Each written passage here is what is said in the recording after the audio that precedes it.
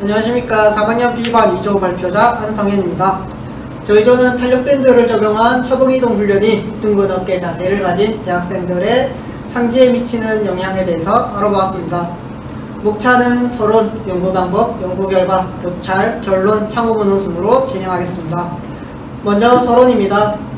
대학생들은 대부분 앉아있는 시간이 많으며 잘못된 자세로 인해 둥근 어깨 자세가 발생되게 됩니다.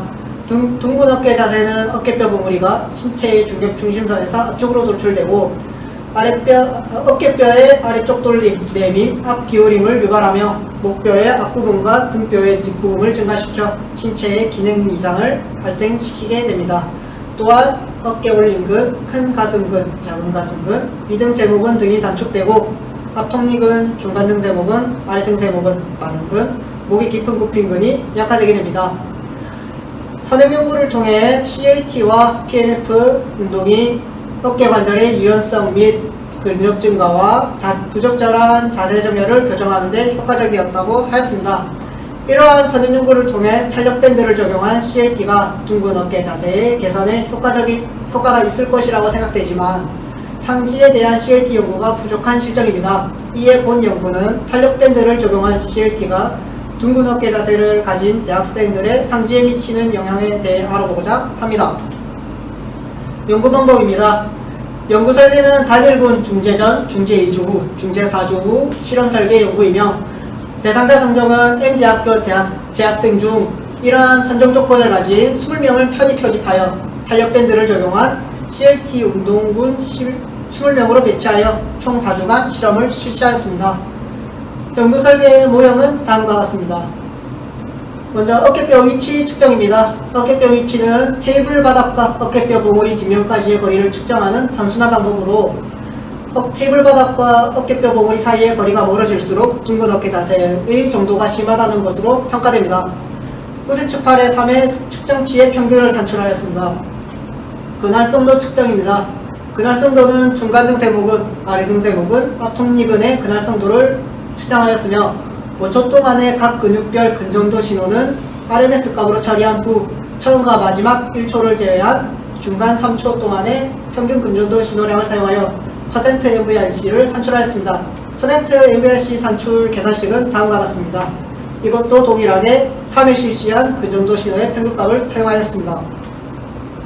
다음은 어깨 관절 유연성 측정입니다. 어깨 관절 유연성은 백핸드 리치 테스트를 이용하였으며 양손 중지 사이의 거리를 줄자를 이용하여 측정하였고 거리가 가까울수록 유연성이 좋다는 것을 의미합니다. 3회 측정치의 평균값을 사용하였습니다. 다음은 어깨 기능 측정 방법입니다. 어깨 기능은 CMS를 사용하였으며 CMS는 어깨 기능의 정상적인 수준과 장애를 나타내는 방법으로 많이 사용되며 100점 척도의 4개의 평가 항목, 통증 정도, 일상생활 수행 능력, 근력, 관절 가동 범위로 구성되며 점수가 낮을수록 어깨 기능이 좋지 않은 것을 나타냅니다. 신뢰도는 다음과 같습니다. 중재 방법입니다. 중재는 탄력밴드를 적용한 CLT를 사용하였으며 CLT는 보행 주기 중 일어나는 움직임과 PNF 패턴을 통합하여 만든 운동 방법으로 주 동작에는 스플린터 패턴과 스케이터 패턴이 있습니다. 운동 프로그램은 4주 동안 주 5회 1회 60분과 총 20회를 실시하였으며 준비운동 10분, 본운동 40분, 마무리운동 10분으로 구성되어 있습니다. 다음은 CLT 패턴입니다.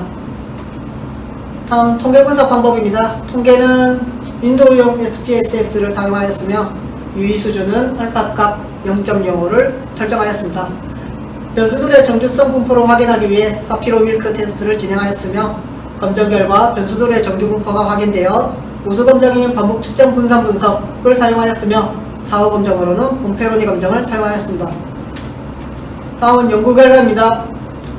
연구 대상자의 일반적 특성입니다. 남자 11명, 여자 9명으로 구성되어 있습니다. 어깨뼈 위치의 변화입니다. 어깨뼈 위치는 중재 전보다 중재 후 감소하였으며 통계학적으로 유의한 차이가 있었습니다. 중간등 세모근의 근활성도 변화입니다. 중간등 세모근의 근활성도 변화는 중재 전보다 중재 후 증가하였지만 통계학적으로 유의한 차이는 없었습니다. 아래등 세모근의 근활성도 변화입니다. 아래등 세모근의 근활성도는 중재 전보다 중재 후 증가하였지만 통계학적으로 유의한 차이가 없었습니다. 합통리근의 그날성도 변화입니다. 합통리근의 그날성도는 중재 전보다 중재 후 증가하였으며 통계학적으로 유의한 차이가 있었습니다. 어깨 유연성의 변화입니다. 어깨 유연성은 중재 전보다 중재 후 증가하였으며 통계학적으로 유의한 차이가 있었습니다. 어깨 기능의 변화입니다. 어깨 기능은 중재 전보다 중재 후 증가하였으며 통계학적으로 유의한 차이가 있었습니다. 다음으로는 고찰입니다. PNF의 삼지 패턴이 삼지에 대한 다양한 자극을 통해 입력된 감각 정보가 움직임 조절에 기여하고 이러한 감각들은 다시 적절한 운동을 할 수 있도록 합니다. 또한 반복적인 기능적 동작은 지속적인 운동과 감각의 적절한 통합을 유도하고 능동적인 근활성화를 위한 인지 기능의 참여가 기능 회복에 영향을 미친다라고 하였습니다. 따라서 본 연구에서 CLT에 적용된 PNF 상지 대각선 패턴의 반복으로 인해 작은 가슴근과 큰 가슴근이 신장되고 작은 가슴근과 대립되는 아래 등 세모근이 강화되어 어깨 부정열이 호전됨으로 인해 어깨뼈 위치 감소 및 어깨 유연성이 향상된 것으로 생각됩니다. 어깨 부정열의 호전과 유연성 향상을 바탕으로 통증이 조절되고 일상생활 활동 수행 능력과 관절 가동 범위가 증가되어 어깨 기능이 향상된 것으로 생각됩니다. 근활성도의 경우 합통리근의 근활성도는 통계학적으로 증가하였지만 중간 등 세모근과 아래 등 세모근의 근활성도는 통계학적으로 유의한 변화가 없었는데 이는 중재 기간이 짧아 통계학적으로 유의한 변화는 나타나지 않은 것으로 생각됩니다. 이러한 선행 논문들의 연구 결과와 본 논문의 연구 결과가 유사하다는 것을 확인할 수 있었습니다. 제한점으로는 대상자 20명 모두 20대 남녀로 구성되어 모든 연령의 사람들에게 일반화하기 어렵습니다. 또한 짧은 기간에 운동 중재를 하였고 중재 시간 뒤에 일상생활을 통제하지 못하였습니다. 따라서 향후 연구에서는 다양한 연령대를 대상으로 중재 기간을 더 연장하여 설계하고 다른 중재와 비교하는 연구가 필요하다고 생각합니다. 결론입니다. 중간 등 세모근과 아래 등 세모근의 근활성도는 통계학적으로 유의한 증가가 나타나지 않았지만 어깨뼈의 위치, 합통리근의 근활성도, 어깨 유연성과 어깨 기능에는 통계학적으로 유의한 변화가 나타났으므로 탄력밴드를 적용한 CLT는 둥근 어깨 자세를 가진 사람에게 효과적인 중재 방법이라고 할 수 있습니다. 참고 문헌입니다. 감사합니다. 이상으로 발표를 마치겠습니다.